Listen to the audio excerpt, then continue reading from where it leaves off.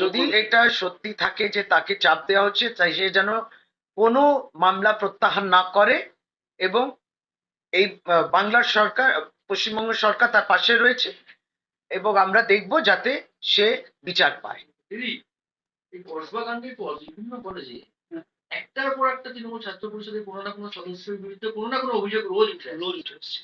Audio viral হচ্ছে, video viral হচ্ছে।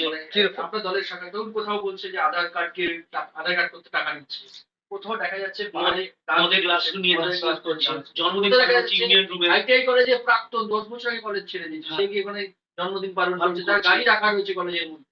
এই যে অভিযোগগুলো একটার পর একটা প্রতিদিন উঠে আসছে, কতটা অস্বস্তিতে পড়ছেন ছাত্র শাখাটি? পদক্ষেপ কি হবে? না না, পদক্ষেপ আগেই আমরা বলেছি যে ছাত্র পরিষদ কিংবা দলের যে কোনো নিজেকে, আমি যখন বলছি আমি কর্মী, স্বচ্ছ ভাবমূর্তি নিয়ে কাজ করতে হবে। আর এইগুলো কোনোটাই চলতে পারে না, কোনো উদ্ধত্ত কিংবা সরকার পক্ষে আপনারা রয়েছেন বলে, সরকারের সংগঠন করছেন বলে আপনারা এই দুর্নীতি ইত্যাদি করতে পারেন, এগুলো বলা হয়েছে। এটা না লার্জলি বলা হয়েছে, মানে কিন্তু আমরা মনে করি যদি এটা 10-15%ই হয়, বাকি সবাই যে মনোজিৎ আর সবাই যে সব নাম বলছেন তা তো নয়। এটা পুরো, আপনি পুরো সংগঠনকে যদি বদনাম করে দেন, এটাও তো হওয়া উচিত, এটাও তো অত্যন্ত দুর্ভাগ্যজনক।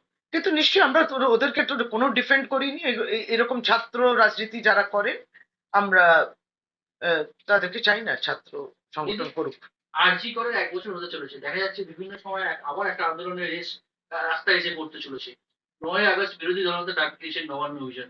এর বাইরে অভয়ার বাবা মা তারা তারা একটা করে ইস্যু সামনে নিয়ে আবার ইস্যু সামনে, 1 বছরের মধ্যে আবার ইস্যুটা সামনে আসছে। দেখুন, যে 9 অগস্ট 2024-এ যে ঘটনাটা হয়েছে সেটা তো হওয়া উচিত না, এবং এই অপরাধটা তো আমরা সত্যি এই ওই ধর্ষণ এবং মৃত্যু, তাতে আমরা তো সরকারের পক্ষ থেকে, পার্টির পক্ষ থেকে আমরা মর্মাহত। আজ অব্দি আমরা যে জিনিসটাকে মেনে নিতে পারছি না। এই জায়গায় রাজ্য কলকাতা পুলিশ তার যে 3 দিন তারা ইনভেস্টিগেশন করতে পারলেন, অ্যারেস্ট করলেন, তারপরে অবশ্য সিবিআই সেটা নিয়েছে।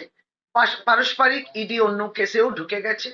এই কেসটা এখনো হিয়ারিং চলছে, আবেদনগুলো চলছে, সবটা ওই জায়গা আছে। দোষী শাস্তি পাক, তার সঙ্গে অপরাজিতা বিল, সেটাও আপনারা দেখলেন পাশ হয়েছে। কিন্তু আমাদের পশ্চিমবঙ্গ বিধানসভা থেকে পাশ হয়েছে বিলটা।